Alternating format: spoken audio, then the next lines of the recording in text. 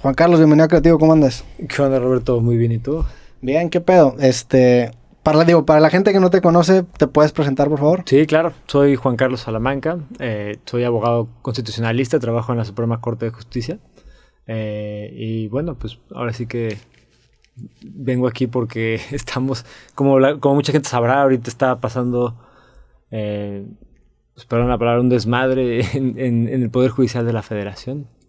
Estamos bien preocupados por lo que está pasando, por la reforma judicial que se está discutiendo ahorita en el Senado, ya pasó en la Cámara de Diputados. Y pues ahora sí que por eso te escribí y dije, Roberto, podemos platicar este tema. Te agradezco muchísimo que hayas aceptado. Y que me hayas invitado. Gracias por caerle. Para dar un poco más de contexto, te conozco de toda la vida, estuvimos desde kinder juntos en primaria y secundaria. Sí, así es. Y me escribiste justamente esta semana. Yo no sabía que trabajabas en la Suprema Corte y te dije, pues güey, si quieres caerle a hablar al podcast sobre este tema en específico, yo puesto, le caíste, estamos grabando en sábado, esto probablemente salga el lunes. Y pues aquí está el micrófono es tuyo. ¿Qué puntualmente te preocupa de esta reforma judicial? Yo toda esta mañana estuve investigando un poco más para ver más o menos en qué consistía. Digo, lo sabía a grandes rasgos, pero, sí. pero pues el micrófono es tuyo. Mira, ¿qué me preocupan? Me preocupan muchísimas cosas, ¿no? Y no soy el único. Es por eso que el lunes de la semana pasada, ahorita está saliendo esto el lunes, entonces justo hace una semana, los trabajadores y trabajadoras de la Suprema Corte de Justicia fuimos convocados para votar, ¿no? Para irnos a una suspensión de actividades para protestar esta reforma al Poder Judicial. Ya el resto del Poder Judicial de la Federación se ha habido suspensión de actividades y esto es algo completamente sin precedentes y esto te lo platico un poco como para contextualizar la seriedad de esta reforma. La Suprema Corte nunca en su vida había suspendido actividades. Nunca salvo, creo que suspendieron actividades en el sismo del 85 y antes en la Revolución. Okay. O sea, esto la verdad sí es sin precedentes, es un poco como para ver la gravedad del asunto, ¿no? O sea, a ver, si hay un gremio que tiende a ser más quizá conservador, me refiero como en el tema de no moverse y de tomar las cosas con cautela, pues son los abogados del Poder Judicial. Que hayamos salido a las calles a protestar, que estemos buscando estos espacios para acercarnos a intentar informar a la gente de qué es lo que está pasando, pues sí, definitivamente es sin precedentes. Pero pues bueno, sí, precisamente, ¿qué es lo que nos preocupa de la reforma al Poder Judicial? A ver, hay muchas cosas, pero creo que en particular hay tres cosas que nos preocupan mucho. La primera es cambiar el sistema de elección de jueces y magistrados, y bueno, también ministros, juzgadores en general, del Poder Judicial al voto popular. La creación del Tribunal de Disciplina Judicial y los jueces sin rostro, que también es otro tema que se agregó cuando se discutió en la Cámara de Diputados. Y bueno, y ahorita creo que a lo largo del podcast podemos ir profundizando un poco en cada uno de esos puntos. Pero algo que quiero que quede claro es que nosotros, claro que reconocemos que en el sistema de impartición de justicia de México y en particular en el Poder Judicial hay muchísimas cosas que podemos hacer para mejorar. No es para nada no es para nada perfecto, no lo estamos diciendo, pero creemos que esta reforma no está haciendo nada para resolver los problemas reales que existen y al contrario, están dando un paso atrás enorme. Estamos retrocediendo muchísimos años de esfuerzo para llegar a donde estamos actualmente, ¿no? Entonces por eso estamos, pues ahora sí que con la consigna de sí, reforma sí, pero no así. O sea, ¿ha habido reformas antes de esta que se está proponiendo? ¿Qué áreas de oportunidad ves tú en el Poder Judicial que se puedan mejorar? De hecho, hubo una reforma en el 2021. Okay. Una reforma ya con el gobierno actual, ¿no? Es curioso que con tan poca tiempo después pues ya esté queriendo volverse a modificar el Poder Judicial y de forma tan radical, ¿no? A ver, sí, áreas de oportunidad definitivamente las hay, ¿no? Y me parece que para ello tenemos que partir de entender a todo el sistema de justicia en su conjunto. No podemos solamente ver al poder judicial, ¿no? También tenemos que voltear a ver, por ejemplo, a las policías, a los ministerios públicos o fiscalías, ¿no? Que son pues una parte súper importante del sistema, pero que no son, como mucha gente cree, parte del poder judicial. Creo que ese es un error común, pensar que las policías, pensar que las fiscalías son parte del poder judicial, porque pues, cuando una persona interactúa con el sistema de justicia, pues es el primer punto de contacto, sí, ¿no? Y es a lo mejor quien te va a llevar frente a un juez, ¿no? Es quien va a llevar a cabo la investigación. Pero no, en realidad ellos dependen del poder ejecutivo, ¿no? Entonces, pues, pero, sin embargo, son parte de todo el sistema y una reforma que no sea verdaderamente integral, pues no va a tener los problemas. Ahora, en particular, esta reforma está empeorando las cosas. ¿Y por qué? Podemos empezar a entrar, si quieres, a los puntos, ¿no? Digo, a ver, para mencionar los puntos clave de esta reforma, me aventé el video que compartieron de la mañanera, y básicamente lo resumen en 4 puntos. El primero tiene que ver con un método democrático para la elección de ministros, magistrados y jueces. El segundo es la creación de un órgano que vigile la actuación de los juzgadores. El tercero es la evaluación del desempeño, y la cuarta tiene que ver con un tema de austeridad y transparencia, que sabemos que es una estampa del gobierno actual, y tiene que ver con un tope máximo salarial en torno a los funcionarios. Dices tú que hay varias áreas de oportunidad, pero que estas soluciones no son las que les gustaría ver. Me gustaría obviamente analizar punto por punto, pero también ver en dónde se podría mejorar y de qué manera, ¿no? Claro. Sí, o sea, creo que, bueno, definitivamente puedo aportar ideas que tengo, ¿no? Pues, sí. Hay muchas áreas de oportunidad. Sí creo que vale la pena partir pues, de que una reforma al Poder Judicial no es algo que pues, simplemente se me pueda ocurrir a mí, sí, ¿no? Sí. En esta mesa. O sea, creo que lo más importante aquí es que queremos que la reforma que se haga parta de un análisis completo a todo el sistema, ¿no? Que se tome con la seriedad debida ese análisis, ¿no? Que se tome en cuenta en esa formación de ese proyecto al Poder Judicial actual, pero también a los académicos y también a los estudiantes que también han salido a la calle, ¿no? Y que tienen ideas. Pero pues no es algo sencillo y no es algo rápido. También esa es la otra cosa, que de repente entró una prisa por aprobar esto en un mes, sí. En septiembre, que bueno, en parte pues se está intentando aprobar esto en septiembre porque no sé qué tan familiarizada está tu audiencia, pero pues en septiembre entró el nuevo Congreso, ¿no? A ver qué pasa, igual y podemos dar un paso atrás. Esta es una reforma constitucional, se está reformando la Constitución, en particular pues lo que la Constitución señala respecto al Poder Judicial, ¿no? Para aprobar una reforma a la Constitución se necesita que la reforma pase por la Cámara de Diputados, la Cámara de Senadores y por las legislaturas de los estados. Y se requiere que en el Congreso de la Unión haya una mayoría calificada. Esto es simplemente pues, una mayoría de 2/3 partes. Una mayoría pues, un poco más alta que la que se necesita para aprobar leyes, ¿no? Okay. Ahora, ¿qué pasa? Pues que el gobierno actual no tenía esa mayoría calificada hasta que fueron las elecciones.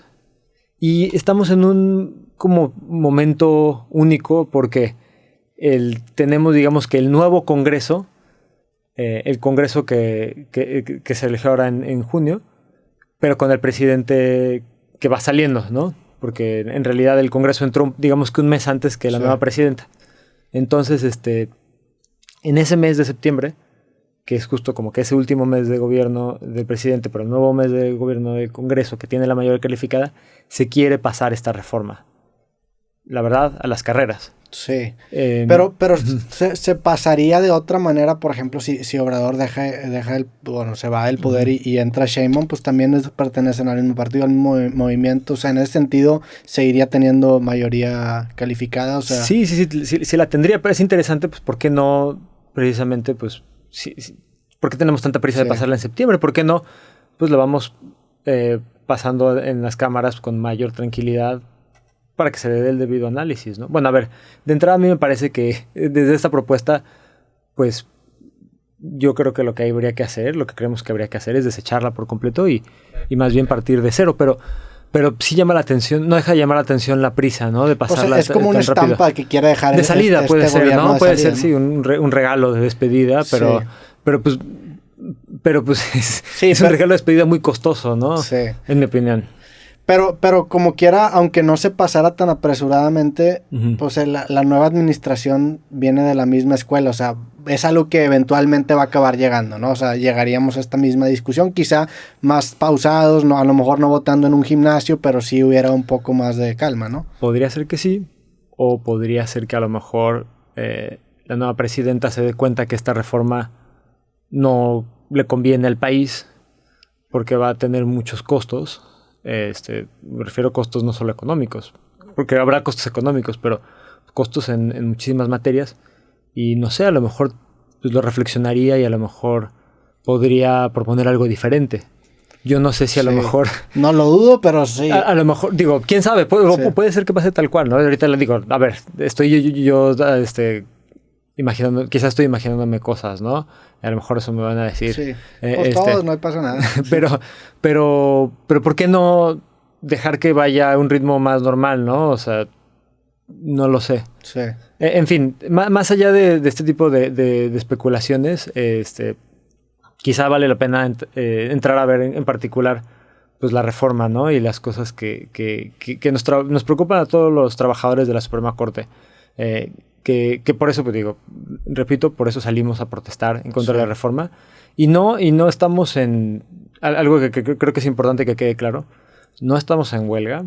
No estamos en un paro de labores que tiene ciertas implicaciones en derecho laboral. No, estamos protestando esta reforma porque nos preocupa mucho lo que va a pasar al sistema de justicia en México. Estamos preocupados porque sí creemos que va a tener consecuencias muy, muy negativas, y por eso estamos saliendo a explicar las consecuencias. Y además vale la pena mencionar, digo, porque también ha habido una preocupación ahí de que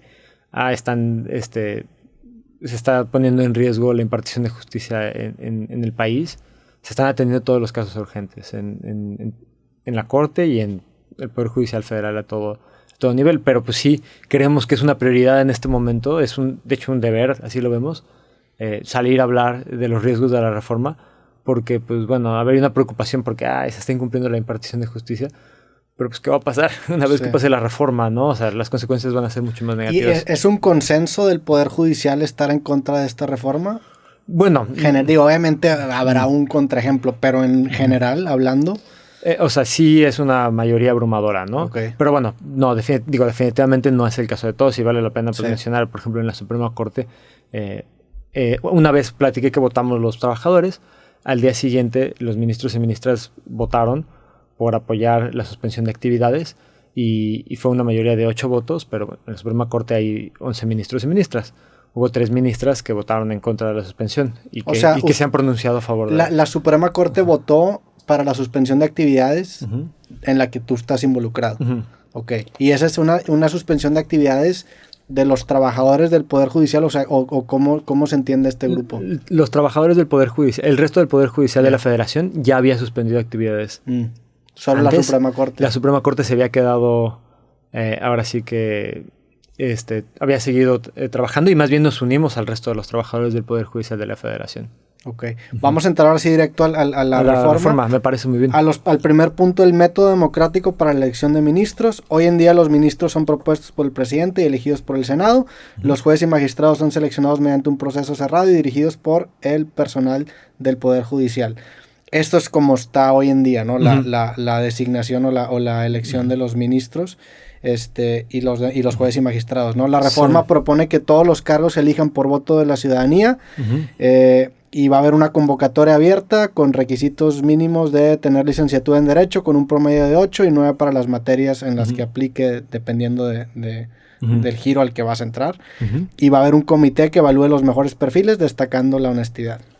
En ese primer punto, quizá el momentum de la democracia pudiera sonar como, que bueno, ahora sí, vamos a designar el pueblo, la ciudadanía, a nuestros funcionarios en el Poder Judicial, porque es algo negativo. Me parece muy legítimo decir, oye, pues ¿qué tiene de malo? ¿No? O sea, que le preguntan a la gente quién quieren que sea sus juzgadores. Me parece que pues, es razonable preguntarnos eso, pero la verdad es que trae riesgos muy altos. Y para contestarte por qué, creo que es importante que primero pensemos qué función queremos que tenga un juez, ¿no? Un juez imparcial. Queremos que un juez sea imparcial. ¿Qué quiere decir eso? Que a la hora de que resuelva un conflicto entre dos partes, no vaya a favorecer a una sobre la otra, ¿no? Uh-huh. Queremos que nos vea con imparcialidad. ¿Y qué pasa cuando se eligen de forma democrática? Pues que se sujeta a los jueces y magistrados a un esquema pues, de ver quién es más popular. Se les sujeta, se les pone en campañas electorales, ¿no? En las que, pues, a ver, veo dos problemas, ¿no? Una, en esas campañas pueden estar sujetos a intereses externos, ¿no? Sabemos que, cómo funcionan las campañas en este país, ¿no? Desafortunadamente hay muchas veces intervención indebida. Sí, hay padrinos, obviamente, ¿no? Exactamente. Entonces, bueno, imaginémonos, sí nos van a decir, bueno, pues en realidad, pues la forma en la que está regulado es que no se permite que entre dinero de afuera, que no haya campañas más allá de como está regulado en la Constitución, que establece que pues tendrán espacios equitativos en medios para participar. Pero pues sabemos que es muy difícil blindar esas campañas de influencias externas. Y pues en ese país, ¿quiénes pueden tener influencias en una campaña de jueces y magistrados? Pues a mí se me ocurre que podrían ser los propios partidos políticos, que podrían tener intereses en que quede alguien o no. Podrían ser grandes empresas, podrían ser, en el peor de los casos, hasta el crimen organizado, claro, ¿no? Grupos delincuenciales que pues, tienen interés en tener a alguien que sea amistoso con ellos, ¿no? Y entonces, pues, por ahí pueden entrar intereses, ¿no? Que vayan a apoyar una campaña, que puedan ayudar a que quede alguien como juez o magistrado. Pero eso no es el único problema. Porque también yo te decía, habría que ver pues que justo queremos que un juez, pues, no necesariamente sea popular. ¿A qué me refiero con esto, no? Un juez está para proteger no solamente un juez está para proteger a todas y todos. Y aquí estamos hablando, pues, de las mayorías que votan por quien gana una elección, pero también por los que no votaron por ese partido que ganó. Uh-huh. Y también que proteja a las minorías. Y también que proteja incluso a personas que no votan, como podrían ser personas migrantes, porque podrían ser niños y niñas, claro, ¿no? Entonces, pues, ¿qué pasa? Que si sujetamos a que los jueces pues quieren ser electos y quieren mantener su cargo y volver a ganar elecciones, pues van a empezar a verse sesgados por esos intereses de una mayoría y no necesariamente a resolver a favor de esos grupos pues, más desprotegidos, ¿no? Y pues a mí me parece que eso es muy peligroso, porque pues se vende esto con el sello de la democracia, pero pues nosotros vivimos en una democracia, pero es una democracia constitucional donde todos tenemos también derechos humanos que protegen nuestra individualidad, ¿no? Entonces, esos derechos humanos, aunque la mayoría vote porque no quieren que se respeten esos derechos humanos, perdón, tenemos que garantizarlos, ¿no? Y están en la Constitución, y los jueces pues se encargan en parte pues de proteger eso, ¿no? Sí, deben de tener la capacidad de quizá tomar una decisión no popular, ¿no? Y al someterlos precisamente a una elección popular, esa consideración puede nublar su juicio. Pero a ver, hoy en día existen también presiones, factores que nublan el juicio que pueden llegar a tener los jueces. O sea, hoy en día, ¿quién los designa? Que ese grupo cerrado que escoge los jueces, ¿quiénes son? O sea, ¿cómo llegan ahí? O sea, actualmente como está pensado el sistema, es que es un sistema, pues la verdad, que más bien se enfoca en ver cuáles son los perfiles más capacitados y preparados. Bueno, y no solo eso, se encarga de capacitar esos perfiles, ¿no? Hay una carrera judicial en la que, lo voy a simplificar, pero básicamente tú entras como oficial puedes empezar a lo mejor entrar a la carrera judicial haciendo prácticas o haciendo un concurso de oposición en el que tú concursas contra otras personas en igualdad de condiciones, pero cualquiera que tenga una licenciatura en Derecho puede entrar, ¿no? Puede participar para entrar. Y en ese sentido, pues es un sistema, que busca el mérito, ¿no? Busca que los perfiles pues más preparados entren y vayan subiendo, ¿no? Y preparados me refiero no solamente en el sentido técnico, ¿no? Porque pues, no es importante únicamente conocer la ley y entenderla, sino también pues tener, ahora sí que las aptitudes que se requieren para ser un buen juzgador y tener profesionalismo y tener integridad ética, ¿no? Entonces tú vas subiendo, entras como oficial, luego puedes subir actuario y eventualmente juez de distrito o magistrado, ¿no? Pero eso en la práctica sí pasa así, o sí hay también muchas palancas involucradas, o sea, también... Porque en teoría, perdón, suena muy bonito. Claro. En práctica, conociendo el México en el que vivimos, ¿sí es realmente una meritocracia o definitivamente hay esas influencias en donde pasa el que mejor conectado está, ¿no? La verdad es que sí funciona así. No voy a decir que en el 100% de los casos, ¿no? Definitivamente hay áreas de oportunidad, pero ¿qué sí te puedo decir? Que esta reforma no está mejorando esas áreas de oportunidad, simplemente está deshaciéndose de un sistema que ha costado mucho trabajo construir, que además, bueno, sufrió su última modificación en 2021 para ir reforzando precisamente este modelo de carrera judicial. Y entonces incluso antes de que pueda pues, llegar a completarse y a implementarse y en que empecemos a ver los beneficios de los últimos cambios, lo está tirando todo por la borda para sustituirlo por un sistema que, la verdad, pues sabemos que no va a funcionar. Porque además, ¿por qué sabemos que no va a funcionar? Porque además tenemos ejemplos de otros países que lo han intentado y que, pues, seamos honestos, no han tenido buenos resultados, ¿no? Tenemos el caso de... Y de hecho se usan como ejemplo, ¿no? Para justificar la reforma y la elección de jueces y magistrados. Tenemos, por ejemplo, el caso se habla de Estados Unidos, pero pues, hay que matizar eso porque no es que todo Estados Unidos tenga jueces, elija a sus jueces. De hecho, son solamente algunos estados y está bien documentado que tienen fallas. Pero pues también el sistema judicial en México, o sea, ¿cómo lo rankearíamos? Yo diría que la justicia en México no es muy justa. Pero nuevamente, o sea, hay que ver en dónde están los problemas, ¿no? Porque, o sea, el problema está en los jueces o estamos hablando de problemas que hay en la policía y en las fiscalías. O a lo mejor también, y también hay que distinguir el Poder Judicial de la Federación de los poderes judiciales locales.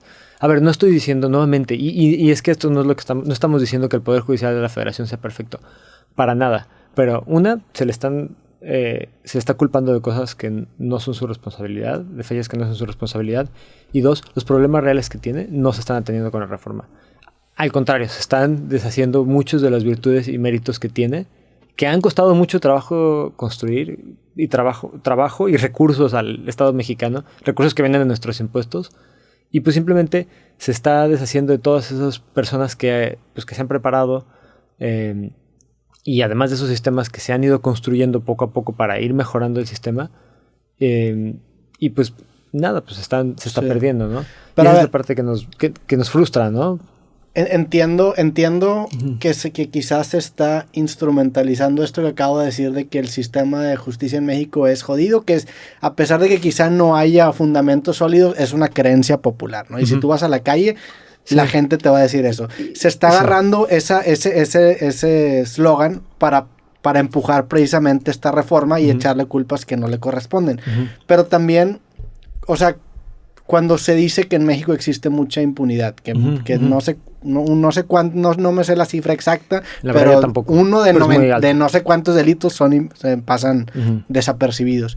¿Eso es responsabilidad del Poder Judicial o tú crees que es parte del problema de que se le está embarrando algo que no le corresponde?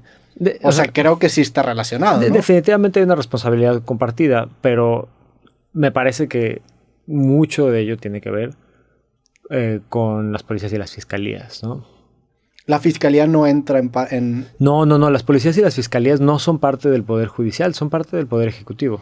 Explícame qué es una fiscalía, y eso sí te lo pregunto desde ignorancia. O sea, entiendo a grandes rasgos qué es, pero o sea, a dónde vas a hacer una denuncia, ¿no? Sí, es donde tú vas a hacer una denuncia y son... Digo, aquí quizá también estamos hablando solamente, cabe decir, pues del derecho penal, es donde la fiscalía va a ser quien va a investigar y perseguir el delito, ¿no? Va a ser la parte, digamos que si tú cometiste un delito, pues tu contraparte va a ser la fiscalía, que va a ser la encargada en representación del Estado mexicano, pues, de investigar el delito y de ser tu contraparte en el juicio, ¿no? ¿Y eso no forma parte del Poder Judicial? No forma parte del Poder Judicial. ¿Y a la fiscalía quién la regula? ¿El Estado directamente? O sea, depende del Poder Ejecutivo. Ya, depende del Poder Ejecutivo. Okay. Digo, la regulación, las leyes dependen del Poder Legislativo, o sea, las pasa el Poder Legislativo, pero depende del Poder Ejecutivo. Y, por ejemplo, en esta cuestión de este punto del método democrático, ¿esto no también es un problema para el Poder Legislativo? O sea, ¿por qué el Poder Legislativo sí está sometido al voto democrático? Bueno, es que justo hay que pensar en funciones, ¿no? O sea, ¿cuál es la...? O sea, tú dirías, ¿por qué entonces sí está bien que votemos por el Poder Legislativo, ¿no? Sí, o sea, o no, quizá no lo está, no lo sé. No. A ver, sí vivimos en una democracia. Es que justo aquí, pues, lo padre de estos sistemas es que están pensados en pesos y contrapesos, ¿no? Entonces, a ver, votamos por el presidente, por la cabeza del Poder Ejecutivo, ¿no? O digo, en los estados será el gobernador o la gobernadora. Y el Poder Legislativo, pues son las cámaras, ¿no? ¿Cuál es su función? Son aprobar las leyes, ¿no? Para implementar las políticas públicas que la mayoría de la población quiere, ¿no? Pero ¿por qué es importante tener al Poder Judicial como un contrapeso a ese Poder Legislativo y a ese Poder Ejecutivo, que sí son elegidos democráticamente? Porque precisamente hay una constitución que establece, ahora sí que como que las reglas del juego a nivel general y además reconoce los derechos humanos, que son como que estos derechos que no pueden quebrantarse, incluso aunque la mayoría quiera, ¿no? O sea, los derechos humanos, como por ejemplo, pues puede ser el derecho a libertad de expresión, el derecho a la salud, todas las, o sea, a ver, es una lista, es un catálogo muy amplio, ¿no? Pero esos derechos, por más que la mayoría diga, no, yo no quiero escuchar esa opinión, yo no quiero que haya gente de tal religión, yo quiero tratar de forma diferente a los hombres que a las mujeres, ¿no? Quiero tratar de forma diferente a ciertos grupos minoritarios. Sí, yo no creo que los vatos que usan lentes puedan votar. Si yo creo eso, pues a pesar de que yo lo crea, necesitas a alguien que garantice que sí puedan votar, ¿no? Y la mayoría vota por eso, imagínate, ¿no? Que de repente hay una serie que sale un asesino con lentes, pues a lo mejor todos los de lentes. Ven nuestro podcast y les caigo mal, sí. Y dicen, no, pues ya vamos a votar en contra de la gente con lentes. Pues no, hay un derecho a la igualdad, y no podemos discriminar a la gente que desafortunadamente como yo pues no podemos ver bien de lejos, y entonces pues por más que la mayoría haya votado por eso, pues no se puede. ¿Y quién va a encargarse de ver que ese derecho constitucional se cumpla? Pues va a ser justo el Poder Judicial, a pesar de que la mayoría vote por legisladores que van a aprobar una ley así. Sí. Y los requisitos que tiene hoy en día académicos y de estudios, alguien que quiera aplicar para uno de estos cargos, entiéndase jueces, creo que puntualmente son jueces, ¿no? Los que quieren cambiar. Bueno, sí, se cambian los requisitos, ahí sí para todos los jueces, magistrados. Yeah. Que dicho sea de pasos, a ver, igual también vale la pena ahí aclarar, ¿no? Eso creo que es algo muy importante. Jueces, ¿no? Magistrados, ministros, estamos hablando de diferentes posiciones dentro del Poder Judicial, ¿no? Jueces de distrito, a ver, todos son juzgadores, ¿no? De cierta forma, simplemente estamos hablando de diferentes instancias. Sí. Los ministros son los de la Suprema Corte de Justicia, que por cierto es algo muy particular de México llamarlos ministros, porque en muchos países se les llama magistrados, entonces es luego un tema cuando hablas con... Sí, yo de hecho para mí era una confusión muy grande el tema ministros y magistrados, hasta que hablé con un ministro y dije, porque sí, en otros países se usa de manera... Se usa magistrado, más bien, pero los ministros aquí en México son los de la Suprema Corte de Justicia, que son los que están en la instancia más alta, ¿no? Magistrados son los que están en los tribunales colegiados de circuito y los jueces de distrito pues más bajos. Pero básicamente los tres son juzgadores, ¿no? Son tipo de juez. Simplemente estamos hablando de diferentes niveles. Pero... Y perdón, recuérdame ahorita en que... El tema de los requisitos. Sí, los requisitos. Todos los requisitos están siendo modificados para que pues ahorita ya solamente se pediría de requisito para ser juez de distrito, pues tener la licenciatura de Derecho con 8 promedio. Que para ser juez está jodido. Sí creo que debería ser alguien que perdido tuviera un 95, ¿no? Que dices, bueno, este vato va a ser juez. Pero yo, más que la calificación, a mí lo que me preocupa es la experiencia. Sí. Y además, pues a lo mejor hay conocimientos muy... prácticos, muy ¿no? prácticos. Es como una contradicción eso. Y además otra cosa, pues hay que reconocer que la calidad de las escuelas en el país es muy variable también, ¿no? Sí. No es lo mismo sacar un 8 en una escuela A o una escuela B para pero la verdad es que sí, hay muchas facultades de derecho en el país, pues patito, ¿no? Que también es un problema del gremio en general, que quizá no deberían existir, porque además otra cosa que hay que tomar en cuenta es que en México, para ser abogado, no necesitas más que tener el título de derecho. No es como, por ejemplo, en muchos otros países como en Estados Unidos o creo que en Alemania. Bueno, la verdad es que son muchos que además tienes que pasar un examen general para ingresar a una barra de abogados y que además tienes que cumplir con ciertos requisitos anuales para poder mantenerte ahí. Entonces, en realidad, pues, para tener el título de derecho, la barra es relativamente baja. Es algo accesible para cualquier persona y es algo que sí no es muy difícil de adquirir. Y también déjame decirte, a ver, yo creo que pueden haber muchos abogados que a lo mejor pues no sacaron a lo mejor cuáles son las pistolas. Y dice 9 en algunas materias. ¿Qué tal que justo en esa materia tuviste un mal semestre y sacaste en Derecho Civil 3, ¿no?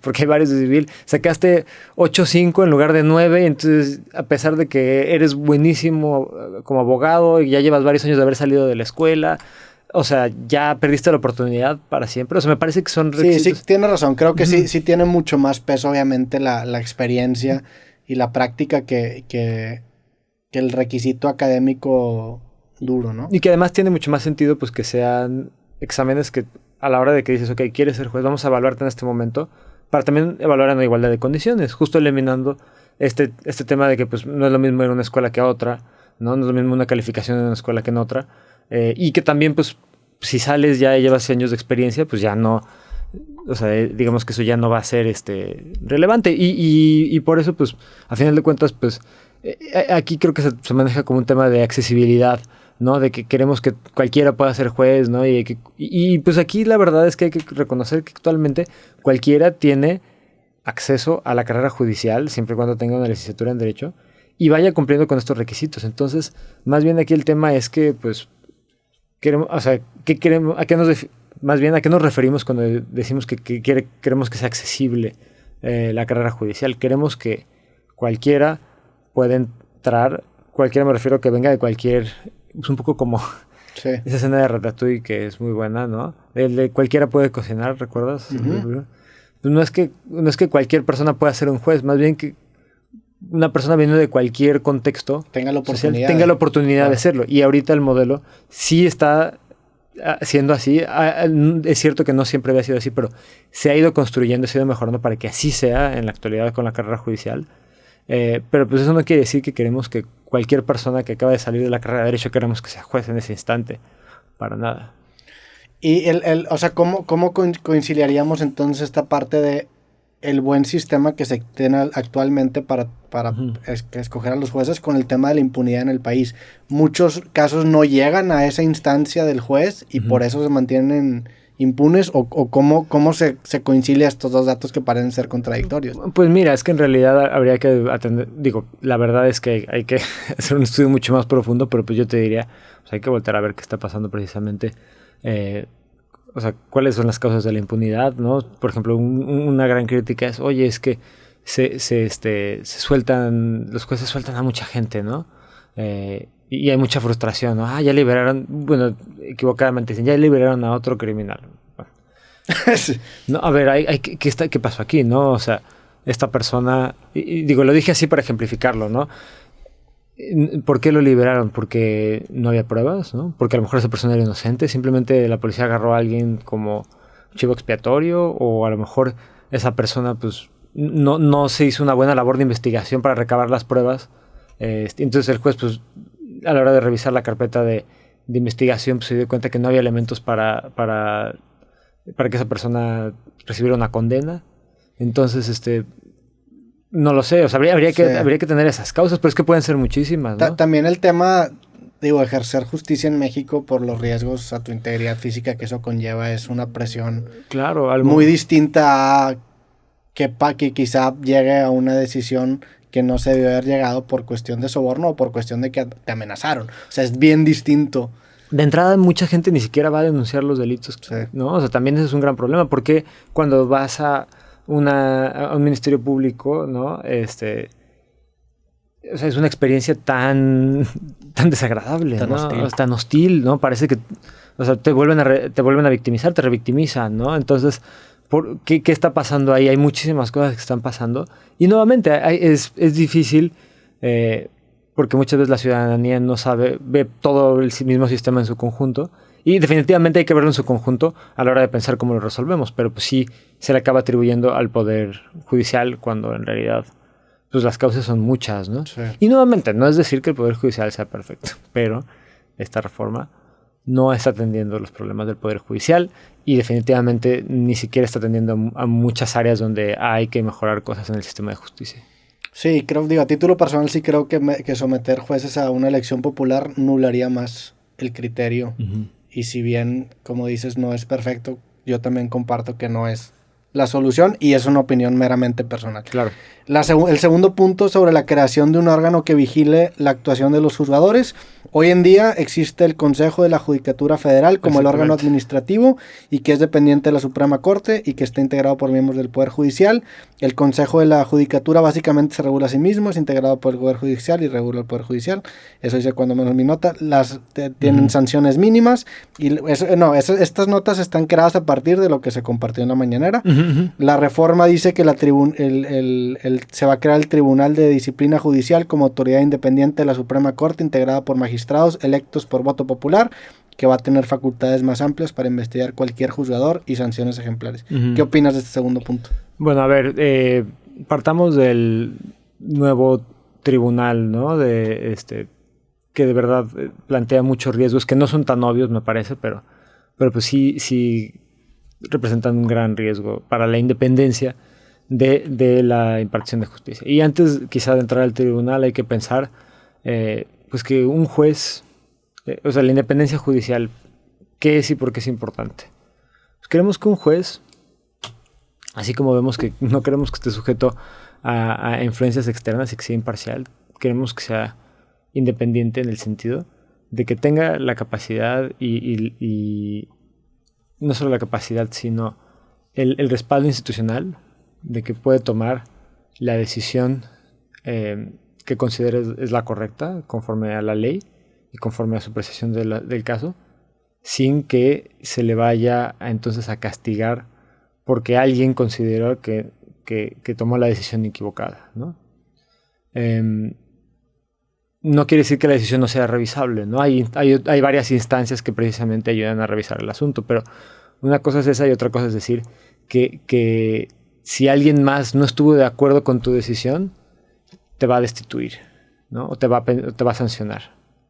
¿Y qué es lo que nos preocupa de este tribunal de disciplina judicial?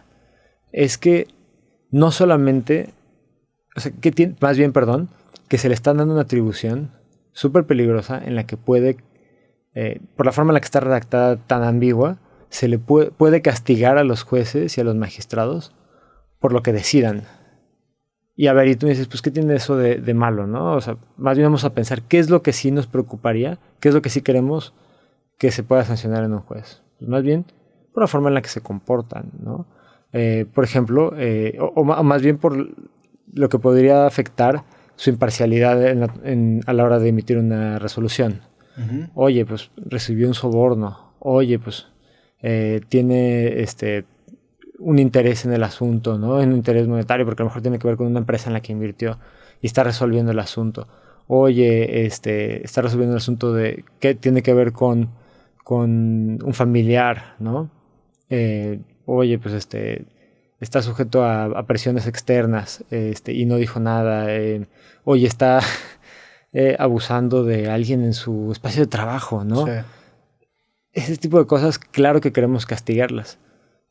Porque pues definitivamente pues van a afectar. Y esos, perdón, cabe aclararlo, actualmente se castigan. Podemos a lo mejor decir que a lo mejor hay fallas en la forma en la que se lleva, o sea, la frecuencia, la forma en la que se hacen esas investigaciones y se castigan. Podemos sí creo hacer críticas del Consejo de la Judicatura Federal.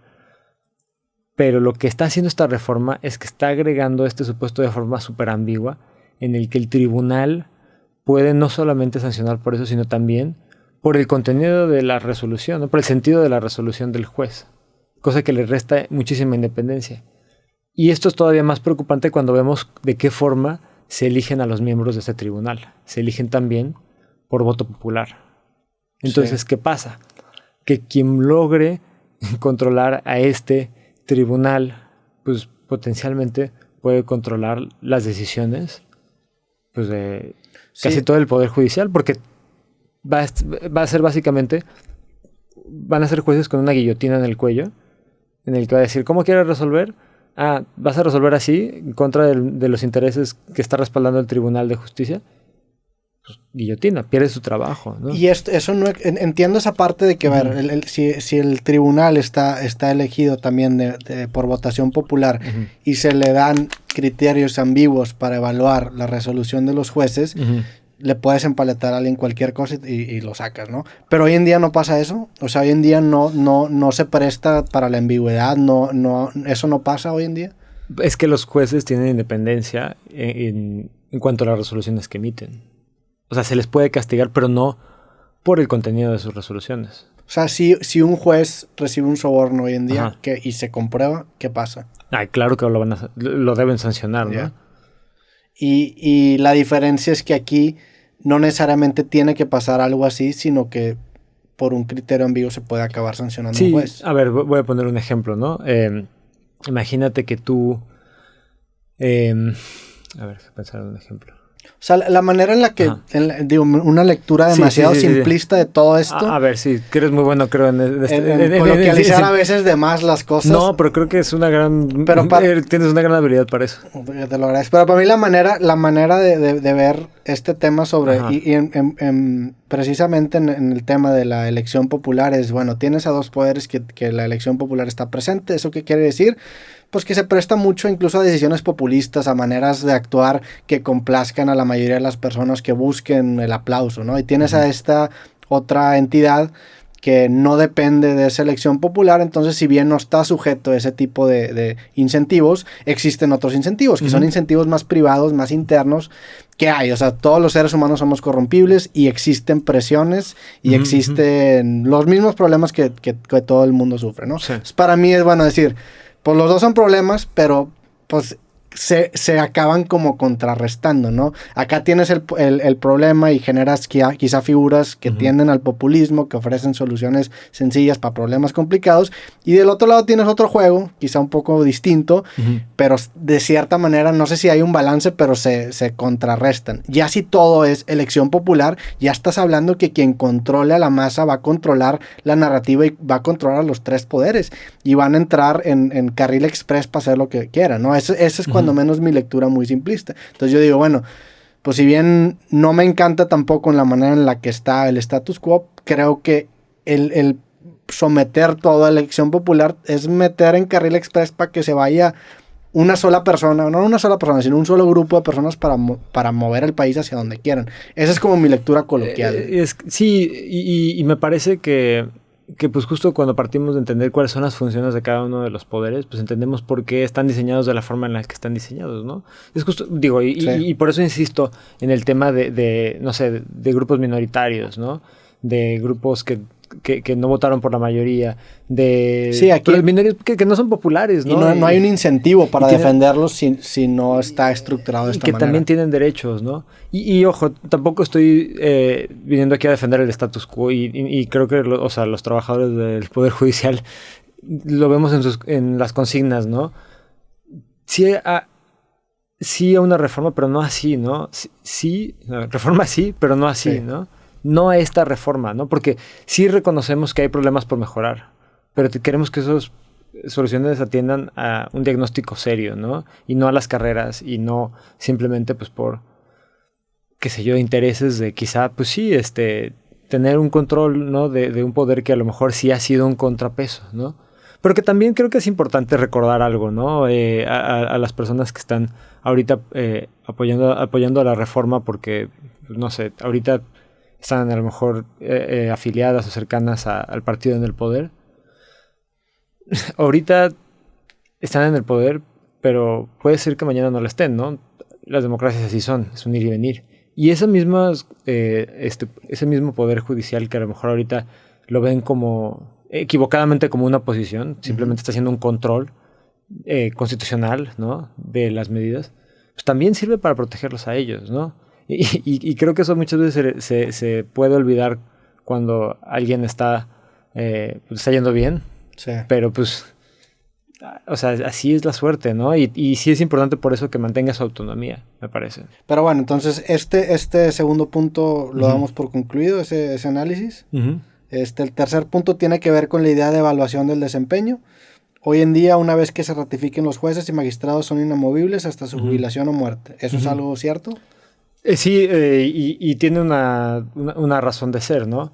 Precisamente otorgarle cierta autonomía en el cargo, ¿no? Es un poco la misma idea. A ver, sí hay un proceso en el que son ratificados inicialmente, pero pues esa inamovilidad en el cargo lo que le da a un juez es cierta garantía y cierta estabilidad en el trabajo que le permite precisamente tomar decisiones de forma autónoma, porque pues, imagínate tú cuál es el problema. Sí, si tienes el riesgo que te van a correr con cada decisión que tomes, pues... Sí, o incluso, o sea, imagínate que tú pues ya ves que vas a acabar tu carrera como juez a los, no sé, 40 años y después vas a tener que buscar otro trabajo y dices, bueno, pues me voy congraciando con a lo mejor sí, claro, alguien, ¿no? Y bueno, creo que esto es quizá algo que puede ser debatible, ¿no? Porque obviamente, pues... A ver, este punto en lo personal a mí es el que más ruido me genera porque sí creo que existe un problema en un puesto vitalicio. Porque ese puesto vitalicio viene con otro tipo también de bondades, de amenidades que te brinda la profesión, que creo que está bien. Y creo que está bien también por el contexto en el país del que vivimos, de México, de que necesitas tener seguridad. Tu familia tiene que estar protegida para precisamente poder ejercer una decisión no contaminada, entre comillas, pero también se presta mucho a, no sé si llamarlo abuso, pero sí a una comodidad de más. Que si dices, bueno, pues ya la hice, a lo mejor a tus 40 años estás bien enfocado, ya para tus 70, 60 años, ya pasaron 20 años, te adaptas, o sea, el ser humano se adapta y lo que antes lo veías como una prestación, como un agregado que te da tu trabajo, lo empiezas a tomar por sentado. Y eso no solamente le pasa a la gente del Poder Judicial, sino al ser humano en general, sí, no se adapta. Bueno, yo diría aquí dos cosas, ¿no? Para llegar al punto en el que ya tienes inamovilidad en el cargo, tardas muchísimos años en llegar ahí, ¿no? Okay. O sea, tienes que pasar a través de la carrera judicial, ir pasando por una serie de exámenes, de concursos, ¿no? De tomar cursos. O sea, no es algo a lo que llegues fácil. Sí, a los 30 ¿no? Dijiste ya, desde aquí en adelante, ya piloto automático. Ya me acomodo. Le pregunto a ChatGPT y que... Y ahora, nuevamente, a lo mejor, o sea, puede ser que sí hayan algunos de los problemas que tú dices, pero nuevamente veamos, y aquí por eso es importante que, hay que ver los detalles. ¿A qué se refiere la reforma con esta revisión? ¿Qué es lo que está haciendo? Pues está sujetando a los jueces y magistrados al voto nuevamente, ¿no? Sí. Cada 9 años o cada 6 años. Pero pues es que justo es ese tipo de revisión la que propone, ¿no? Sí, creo que sería diferente. Para cerrar el punto, porque no leí la ratificación, no hay evaluaciones, es en la actualidad. No existen evaluaciones periódicas, según lo que compartieron en la mañanera. No existen consecuencias por excederse en los plazos máximos para resolver juicios. La reforma propone que cada año deben ser ratificados jueces y magistrados mediante el voto popular. Los jueces y magistrados serán evaluados durante su primer año y podrán ser destituidos, y una obligación para dar aviso y justificar las demoras. Eso es lo que propone la reforma. Sí, ahí de hecho creo que hay dos temas diferentes, ¿no? Por ejemplo, nada más para descartar el tema de que habla de que no hay plazos para resolver asuntos, y creo que, por ejemplo, eso es algo que puede ser una buena idea, en particular en materia penal, ¿no? A lo mejor, sí creo que sería buena idea tener ciertos plazos para resolver. Ahorita no hay. No, ahorita no hay. Ok. Pero, y en particular en materia penal, pues sí puede ser importante. A ver, hay cierto, no es que no haya ningún plazo, ¿no? Pero para una sentencia, sí hay que, o sea, en materia penal sí me parecería, pues poner un límite es muy importante. Hay otros plazos, pero no. Pero ¿qué implicaciones tiene que no hay un límite? O sea, se pueden alargar. O sea... Sí, no, por eso digo, eso creo que es el tipo de cosas que sí son justificables. Pero me parece raro que aparezca o sea, bajo este rubro, porque en realidad me parece un tema diferente, tener un plazo para resolver, que el tema de la ratificación, ¿no? O de evaluación. Digo, la manera en la que yo lo entiendo es que eso tiene que ver con el desempeño de los jueces, ¿no? Uh-huh. El que no se demoren mucho. O sea, por ejemplo, cuando una persona la vinculan a proceso, uh-huh, no existe... O sea, si el juez se demora y la persona sigue encerrada, no hay una sanción para el juez porque, uh-huh, el vato sigue en prisión. O sea, ¿ese es el, uh-huh, problema o no? Sí, va por ahí, sí. Eso sí es un área de oportunidad gigantesca. No, o sea, por supuesto, pero a ver, aquí el rubro en particular, como viene definido, pues es más bien por el tema de, sí, de que la solución que propone la reforma es más bien, pues también...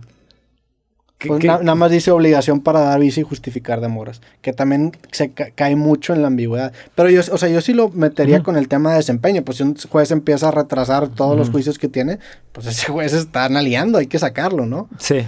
O sea, sí lo veo por ahí, sí, pero pues también...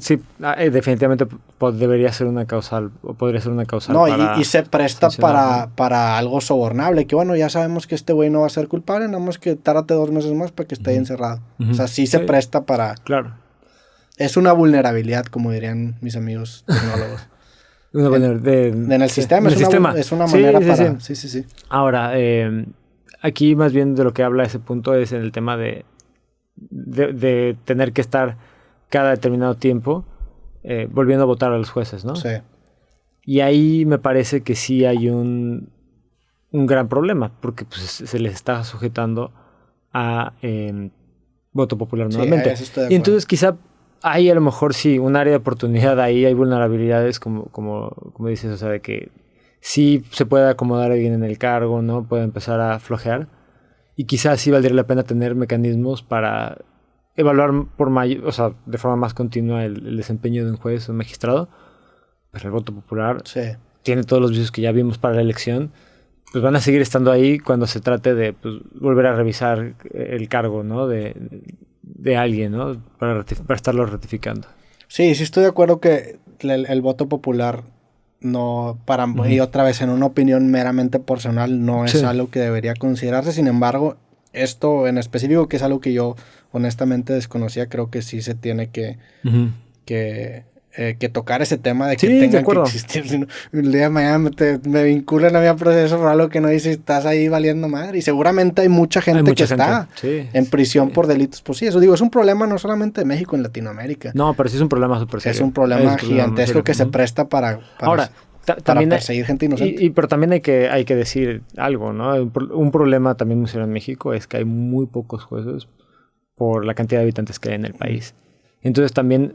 Otro problema, ¿no? O sea, hay una carga pues, de trabajo altísima y nuevamente la reforma no ofrece una solución que sería, pues, a ver, ¿cuál es la solución de esto? Pues necesitamos más jueces. Sí. Y necesitamos más personal que esté sacando el trabajo para poder hacer la justicia rápida y expedita, porque también de nada sirve únicamente poner un plazo si no hay suficiente gente sacando la chamba. También eso hay que sí, decir, porque si no simplemente lo que va a pasar es que va a empezar a hacer el trabajo más rápido, pero a lo mejor va a bajar en calidad, ¿no? Pero eso no podría ser un argumento para entonces sí bajar el requisito para ser juez, para que haya más. O sea, ¿por qué no hay jueces en México? ¿Por qué no hay tantos? No, pues porque también eso depende del presupuesto. Ya, es tema de presupuesto. No es un tema, digo, a ver, son varios temas, pero no es un tema de que haya pocos abogados en México. México tiene muchísimos abogados. Sí, algo sobran. Sí. No digas que yo lo dije porque me va a ver mal en mi gremio. No, pero pues la realidad es que no es un tema de que no haya abogados. Ya. Pero bueno, a ver, en ese tema, precisamente sobre presupuesto, el cuarto punto tiene que ver con la austeridad de transparencia. Que sueldos, ¿no? Hoy en día el estatus actual es que el sueldo de ministros, magistrados y jueces está por encima del tope máximo para la presidencia. Me imagino que ahí se refiere a los ministros o también los magistrados ganan más que el presidente. Desconozco. El punto 2 dice que los ministros perciben pensión vitalicia que puede heredarse a cónyuges y a hijos. Y la 3 es de existencia de fondos y fideicomisos que se utilizan como caja chica. Bueno, eso lo mencionan ahí en la presentación. Y la reforma propone sueldos topados a lo que gana el presidente. La segunda tiene que ver con la eliminación de pensiones y privilegios al concluir el cargo, lo cual está interesante. Y la tercera pues tiene que ver con la eliminación de fideicomisos. ¿Qué opinas de este punto? A ver, creo que es importante partir de un punto. Nadie sabe cuánto gana el presidente.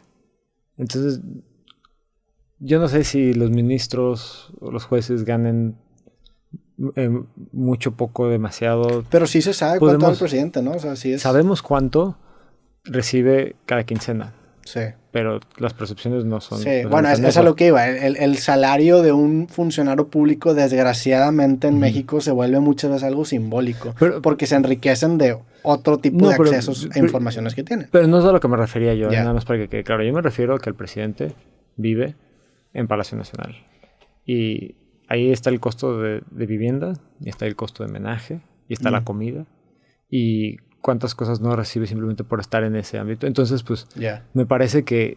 De hecho, hubo una consulta al Congreso de la Unión para saber exactamente, oye, cuánto percibe el presidente, no solamente hablando de lo que recibe quincenalmente, sino considerando todos estos elementos y no sabemos a la fecha. Entonces también me parece que no es tan sencillo decir que ganen menos que el presidente cuando en realidad no sabemos cuánto gana el presidente. Ahora, me parece que sí me parece que es muy legítimo. Se tendría que considerar... Bueno, es un punto de partida, un punto de partida.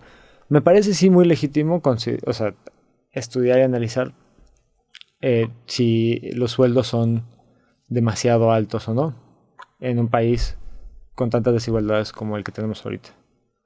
Pero me parece que, bueno, no podemos dejar de lado que el principal problema en este país es que más bien, y sí, este gobierno definitivamente, hay que reconocer, ha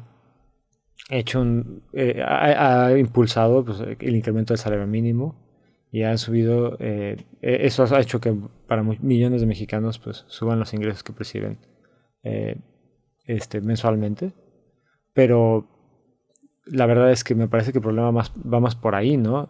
Sí, 100%. Pero, a ver, sí, claro que es legítimo y creo que sí es algo que definitivamente podemos estudiar en una reforma. ¿Cuánto ganan jueces y magistrados? Y si están bien, y si son demasiados los privilegios o no. Pero a ver... Si son demasiadas las prestaciones o no. Otra vez, creo que este tema, similar al concepto democrático, se puede usar para generar un cierto tipo de populismo, ¿no? Porque decir que la gente vote es una manera de ganarte a la mayoría de las personas porque suena bien en principio. El concepto de austeridad es igual.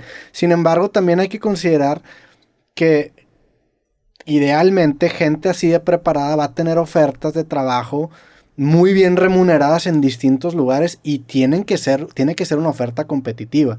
Entiendo que México es un país que tiene muchísimas desigualdades, pero si queremos funcionarios de primer nivel, tenemos que pagar sueldos de primer nivel, porque México sufre mucho de fuga de talentos. ¿Cuántos ingenieros de software no están trabajando en empresas gringas? Porque tienes que tener un salario competitivo. Entonces, creo que es un tema delicado que tiene que ser considerado y analizado, pero tampoco lo veo blanco y negro. O sea, yo sí creo que tienen que ganar muy bien, y más considerando que México es un país inseguro para ejercer un puesto público, y eso tiene que ser remunerado porque no vas a exponer no solamente a ti, sino a tu familia de agrapa, ¿verdad? O sea, no mames. Es una gran responsabilidad ser juez, magistrado, estar en la impartición de justicia. Es una responsabilidad enorme, ¿no? Es un trabajo, la verdad, pues muy importante en la sociedad, ¿no? Y te digo, a ver, es mucho, es poco, pues creo que es algo que definitivamente sí hay que discutir, pero no olvidemos, pues sí, el tamaño de la responsabilidad. Sí, totalmente. Creo que eso de los sueldos es algo interesante. creo que sí se debe analizar, pero otra vez, creo yo que muchas veces se utiliza o se instrumentaliza este concepto de austeridad para ganar fácil a la gente, pero hay que también analizar el puesto en una perspectiva global y entendiendo los riesgos, las responsabilidades y los retos que conlleva ese trabajo y entender que, o sea, entender también que esos trabajos tienen que ser bien remunerados. Eso creo que se presta también al análisis. El tema de la pensión vitalicia que reciben los ministros, eso lo quieren quitar. Otra vez creo que es algo que se usa de una manera muy fácil para ganar pues no sé, por ejemplo, este mismo presidente ha perseguido la pensión en contra de los expresidentes, que entiendo también la crítica, porque sí genera un cierto privilegio, pero pues también, oye, pues a pesar de que ya no sea un político activo, tiene riesgos de seguridad, o sea, sí puede haber una retaliación por ciertas cosas que hizo cuando estuvo en el poder. Creo que es algo que se presta al análisis, o sea, no me voy para ningún lado. Independiente, o sea, más que eso también, o sea, creo que todo el mundo en México más bien, deberíamos verlo desde la perspectiva de que todos en México deberíamos poder tener acceso a una pensión para retirarnos de forma digna, ¿no? Que no lo tenemos, eso está... Que no lo tenemos, ¿no? Entonces, pues volteamos a ver y obviamente en un país desigual decimos, pues es que aquí sí lo están teniendo, ¿no? Y bueno, y a ver, y no estoy diciendo si la pensión es demasiado alta o no, igual puede estar sujeto a análisis, pero para mí el problema de raíz más bien está en que hace falta en México que todos y todas tengan acceso a esa pensión cuando se retiren. Pero también el argumento que quizá le da más fuerza a esto es decir, pues no tenemos pensión por culpa de estos cabrones, y estos cabrones sí están pensionados, ¿no? O sea, también entiendo ese coraje, o sea, es un tema gris. Creo que sí se presta para... Bueno, ahora no es culpa del Poder Judicial de la Federación. No, me refiero aquí específicamente al Ejecutivo, Legislativo. El Gobierno en general. Bueno, el Legislativo no tiene pensión, ¿verdad? Nada más el Ejecutivo y el Judicial, o el Legislativo también. La verdad... Desconozco, pero yo supongo que no. Sí, no lo sé. Y... Pues sí, ese tema también está interesante.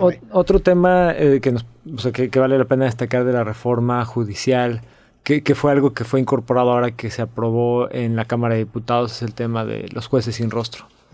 Que es algo que no venía en la iniciativa del presidente, pero pues de hecho él lo apoyó y se incorporó en la discusión de la Cámara de Diputados, y básicamente la idea de los jueces sin rostro es que se pueda que jueces sin rostro, quiere decir con anonimidad, puedan resolver asuntos que tienen que ver con el crimen organizado, con la delincuencia organizada, que la delincuencia organizada, dicho sea de paso, pues está definido de forma particular, ¿no? En la ley, que se presenta como algo bueno, como una medida para proteger precisamente a los jueces y magistrados a la hora de que están solucionando pues, asuntos que tienen que ver con, porque los pueden poner en alto riesgo, ¿no? Y sí, puede ser que parezca como algo bueno, pero sí nos preocupa, bueno, a ver, de entrada nos preocupa mucho. De entrada hay una inconsistencia extraña, que es que pues si los jueces y magistrados son elegidos por voto popular, pues después, entonces, pues, ¿qué tan anónimos van a ser? Esa es una inconsistencia interna más que la crítica que voy a presentar ahorita, pero pues sí es un poco extraño, no nos acaba de quedar claro.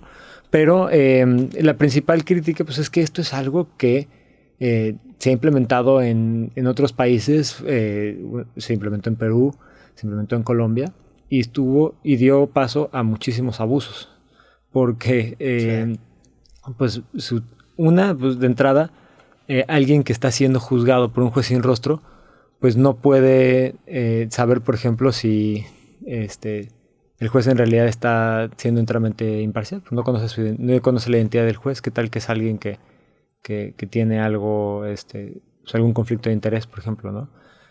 No está sujeto a que pero muchos abusos. El anonimato es un anonimato al público en general, pero internamente se conoce, o sea... No, es anonimato a la persona que... Porque, bueno, precisamente es, oye, pues está... imagínate que es alguien en una... a ver, por lo general... Estaría chido que fuera inteligencia artificial y no un vato anónimo, o una morra anónima. Yo estaría más de acuerdo con esa medida. Digo, presentaría otro tipo de problemas. Pero prefiero eso que... Porque, a ver, entiendo que tomar una decisión relacionada al crimen organizado pone en riesgo tu vida y la de tu familia. Sí. Entonces sí veo por dónde surge esta medida.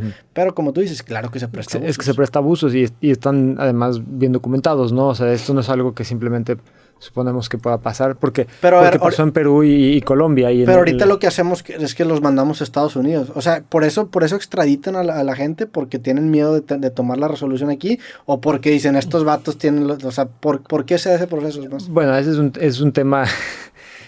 complicado porque de hecho, bueno, por ejemplo, a veces ni siquiera estamos hablando necesariamente de extradiciones, sino de que el propio Estados Unidos se lleva básicamente pues hay un secuestro, ¿no? Sí, especialmente... Y luego ya se juzgan por allá. Hay veces que sí también estamos hablando de extradiciones. Esos son asuntos más bien políticos, ¿no? Que bueno, creo que la verdad escapan de mí, de esta reforma y... la verdad, ¿qué te puedo decir? No sé, creo que tiene también ya que ver con política. Político, ¿no? Ajá. Geopolítico. Pero, o sea, creo que más bien sí, hay que definitivamente garantizar la seguridad de los jueces y los magistrados. Pero también hay que pensar que si es, o sea, qué medida queremos, ¿no? Porque esta también nuevamente está creando otro tipo de problemas en las que se está permitiendo que pues de repente se meta gente inocente sin suficientes pruebas a la cárcel, ¿no? Y se está dejando en una situación de vulnerabilidad súper alta. Pero ¿qué alternativa se podría encontrar para que los jueces sientan protección a la hora de hablar del crimen organizado? O sea, hoy en día... ¿Cómo es? O sea, que se les garantice seguridad, por ejemplo, ¿no? O sea, sí, y nuevamente pues, está vinculado pues, a tener cosas que a lo mejor... Privilegios. Es que pues, se ven como privilegios, pero pues es que justo, ¿no? Si están tomando ese tipo de decisiones, pues garantizar la seguridad de los jueces y los magistrados, pero pues es que no... es que sí está... Brindarles certidumbre precisamente de que van a tener ese trabajo, ¿no? Estabilidad, pero sí, pues seguridad física es lo más importante, ¿no? Cuando estamos hablando de temas así. De temas tan delicados. Ajá. ¿Algo más que se nos haya escapado? Yo, por mi parte, esos eran los 4 puntos que tenía anotados. ¿Algo más que quisieras compartir? Otra vez un programa experimental. Nada más queríamos hablar un poco sobre esta reforma. Evidentemente tú estás en contra de esta reforma. Sí, estamos... Dejaste de trabajar, o sea... no están en huelga. Estamos en suspensión de actividades y bueno, puede ser que... Es sábado, por cierto, o sea, no... Hoy es sábado, así hay que decirlo y déjame decirte que, o sea, dejar de trabajar, hemos estado de verdad haciendo esta labor porque sí nos preocupa muchísimo que vemos que esta reforma está generando muchos más problemas y en realidad solucionando, pues, vemos que en todo caso, en el mejor de los casos soluciona muy poco, pero me atrevo a decir que pues no está solucionando nada. Y a ver, de hecho creo que una buena metáfora, un cuento que me platicaba un amigo en esta situación, que pensé, es una muy buena analogía, es no sé la verdad quién escribió este cuento, pero es el cuento de una aldea que tiene un problema de cobras. Hay cobras en la aldea y entonces pues, dicen, ¿qué podemos hacer para solucionarlo? Vamos a atrapar un tigre y vamos a traer el tigre a la aldea y vamos a soltar el tigre y entonces pues sí, a lo mejor ya se comen las cobras, pero ahora tienes un tigre, tienes un tigre que está destrozando todo lo demás, ¿no? Sí. Y eso es lo que decimos con esta reforma. Claro que reconocemos que hay problemas que mejorar, pero esta no es la solución. Tenemos que partir de un diagnóstico real. A ver, otra cosa que quizá también vale la pena enfatizar, porque mucha gente va a decir, bueno, pues ya, pues ¿qué hacemos? ¿Qué podemos hacer? Digo, las reformas probablemente pase, ¿estás de acuerdo? O sea, que falta una última instancia, que es la Cámara de Senadores, en donde creo que está, o sea, ya está prácticamente la mayoría, pero todavía no. Bueno, o sea, ¿qué? Falta, a ver, quedamos si ya pasó en la Cámara de Diputados. Está en la Cámara de Senadores. ¿Y qué pasa? La coalición gobernante se quedó después de las elecciones a 3 votos. 2 senadores del PRD pues se quedaron sin partido porque el PRD perdió su registro. Y entonces pues ya se unieron a la coalición gobernante y dijeron que van a votar por la reforma. Pero de todas formas falta un voto. Falta un voto para que se apruebe la reforma. Mucha gente da por sentado que es muy fácil conseguir ese voto. Pero nosotros, pues, la verdad es que mantenemos que pues, en realidad si vivimos en una democracia donde los senadores pueden ejercer libremente su voto, pues deberían votar en contra. La reforma no debería pasar, ¿no? Sí. Probablemente cuando este podcast salga y mucha gente a lo mejor no lo escuche el mero día que salga, ya habrá una solución a esto, pero a ver, si lo están escuchando a tiempo, pues aquí algo que es importante es, 2 cosas. Una, pero a ver, ¿cuál es el escenario si pasa? Digo, desgraciadamente no es favorito que pase, ¿verdad? O sea, bueno, antes de llegar a ese escenario, creo que sí es importante decir que es importante que si en algo convencí a alguien o si se vieron a lo mejor convencidos por alguien mejor explicando esto mejor que yo, pues que ahorita presionen a sus senadores, me refiero a mandando cartas, poniéndose en contacto con ellos, informando al resto también de sus familiares, amigos, de los riesgos que representa esta reforma, y que ayuden a presionar a que pues no voten estos senadores de oposición como dijeron que iban a votar, ¿no? Y también a mí me parece que la verdad en la coalición gobernante hay muchos constitucionalistas que entienden muy bien las implicaciones de esta reforma. O sea, la verdad es que a mí me parece que pues, se vale recapacitar, se vale votar en contra de la reforma y decir, no, la verdad es que hay que hacer este trabajo, porque si lo que queremos es solucionar el problema de justicia en México, hay que hacer una reforma diferente. Sí. Entonces, a ver, yo primero digo, hay que hacer este llamado porque es importante y estamos a tiempo. Ahora, ¿qué pasa? Si pasa en el Senado, suponiendo que pase, que te digo, a mí no me gusta llegar a ese punto todavía porque no hemos llegado hasta ese punto y hasta que no lleguemos a ese punto llegaremos a ese punto, pero tiene todavía que pasar por las legislaturas de los estados. Okay. ¿Qué quiere decir eso? Tienen que aprobarlo la mayoría. El artículo 135 constitucional establece que tienen que aprobarlo también una reforma constitucional la mayoría de las legislaturas de los estados. Eso quiere decir al menos 17 legislaturas, o sea, los congresos locales, son las legislaturas, 17 congresos locales en el país tienen que aprobar la reforma. Okay. Entonces también, por eso es importante a la gente en el país, pues que también volteen a ver cómo van a votar los congresos de sus estados, ¿no? Yeah. Por si pasa la de senadores. Por si pasa, que a mí no me gusta pensar en eso. Pero por si pasa la de senadores también hay que ver. Entonces no es que ya pasó, ¿no? Pero a ver, lo que se me hace un poco irónico también de todo esto es que si no llega a pasar, estamos hablando de que la solución popular es que pase, porque el partido que ganó la elección popular es quien lo está proponiendo. Si no llega a pasar, pues de cierta manera sí se comprueba que a pesar del incentivo de la votación popular se puede votar en contra. O sea, llegamos a este catch-22, ¿no? Bueno, pero es que un justo... stalemate. Pero es que, a ver, es una reforma constitucional. Y el diseño, ¿por qué se exige o por qué buscamos que tenga una reforma constitucional el voto de 2/3 partes de los legisladores? A diferencia de una reforma a la ley, ¿no? Que requiere solamente la mayoría simple. Porque, por lo general, pues, se parte de la idea de que ningún partido, por su cuenta, va a tener 2/3 partes del Congreso, ¿no? ¿Qué quiere decir eso? Que hay que, al menos, buscar un diálogo entre diferentes fuerzas políticas para aprobar una reforma constitucional. Se requiere de un consenso mayor. Sí, ahorita es una hegemonía. Entonces, pues sí es un problema cuando un solo, bueno, no es un solo partido, porque aquí hay una coalición, ¿no? Pero pues una coalición que empieza a parecerse a un solo partido, pasa una reforma constitucional, porque pues no tiene que dialogar con otras fuerzas políticas. Entonces es un problema al que nos estamos enfrentando actualmente.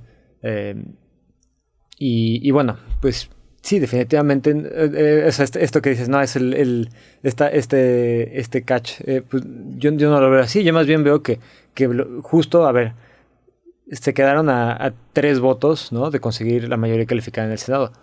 Bueno, o sea, entonces tiene que haber al menos un diálogo con esos con una minoría, un diálogo de ideas, obviamente, no de otro tipo de injerencias o presiones, para poder entonces que un cambio tan sustancial y tan importante pues se tome con la participación de pues, intereses, no intereses, sino más bien una representación mucho más amplia, ¿no? Por eso está blindada la Constitución de esa forma. No es un accidente, no es nada más porque sí, es porque la Constitución precisamente pues tiene muchos sistemas de seguridad. No es como cuando entrabas a una pirámide y salían un chingo de trampas en todos lados exactamente. Para que neta estemos seguros de que sí queremos cambiarlo. Es por diseño, ¿no? Es por diseño. Entonces, pues sí, ahorita estamos en una situación pues excepcional y pues que sí, definitivamente, pues a mí me preocupa mucho. Y en lo personal, ¿cómo pintan tus 2 panoramas? ¿Qué pasa si se aprueba, si no se aprueba para ti? Bueno, me preguntan, ¿no? Si se aprueba te vas a lanzar. Sí. Y no, la verdad es que a mí no me gustaría formar parte de un sistema en el que los incentivos salieran de esa forma, ¿no? Porque me parece que sí pues te expones a tomar decisiones que no son las decisiones correctas, ¿no? A resolver de la forma en la que, pues, bueno, mis convicciones me llevarían a resolver. Y me dices, si no se aprueba, híjole, ahorita estoy tan preocupado porque no se apruebe, que no sé si he pensado más allá. Pero, no, pues ahí seguiré entonces trabajando en la Suprema Corte. Si alguien quiere ver más información de todo lo que están haciendo ustedes en la Suprema Corte, ¿dónde quieres mandar? Los invitamos a que nos sigan. Algunos trabajadores de la Corte hicimos una página en Instagram, una cuenta en Instagram que se llama Rechazamos esta reforma. Y que visiten la página Reforma sí, pero no así. Digo esto, si nos están escuchando al inicio de la semana antes de que se discuta en el Senado, porque aquí tenemos pues una página en la que pueden ustedes contactar rápidamente a todos los senadores por correo electrónico y redes sociales para pues decirles que ustedes están interesados porque votan en contra de la reforma judicial. Entonces, pues los invitamos a que sigan esa cuenta de Instagram y que visiten esa página.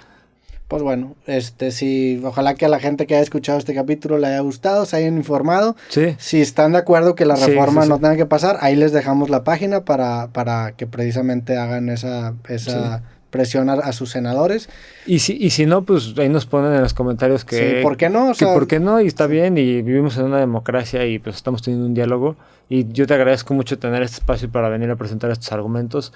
Estoy seguro que a alguien le van a convencer y habrá mucha gente que a lo mejor no, pero pues yo espero que entiendan la trascendencia de este tema, porque de verdad es que sí, pues a mí sí me tiene muy preocupado y a todos los trabajadores del Poder Judicial de la Federación nos tienen muy preocupados. Sí, creo que es algo que, tendrá que ser la interpretación de que alguien para bien o para mal, pero sí va a cambiar bastante. El país va a cambiar profundamente y bueno, pues ustedes lo pueden ver en las noticias, ¿no? No es casualidad que pues, tanta gente haya salido de las calles, que esté protestando, que esté preocupado y estamos hablando de no solamente, sí, yo vengo de la Suprema Corte de Justicia, pero estamos hablando de todo el Poder Judicial de la Federación, estamos hablando de estudiantes de derecho que entienden las implicaciones de estudiantes salir de las calles, estamos hablando de muchísimos expertos en la materia que están alzando la voz en México y en el extranjero, y bueno, pues no, yo creo que es por algo, ¿no? O sea, aquí sí definitivamente hay muchísimas trampas en esta reforma que pues ponen en riesgo el futuro de la impartición de justicia en el país, y me parece que bueno, la verdad es muy peligroso. Pues bueno, con esto cerramos el capítulo. Juan, muchas gracias por caerle. Gracias, Roberto. Y a toda la gente que escuchó este capítulo, espero que les haya gustado y nos vemos en el que sigue. Sobres.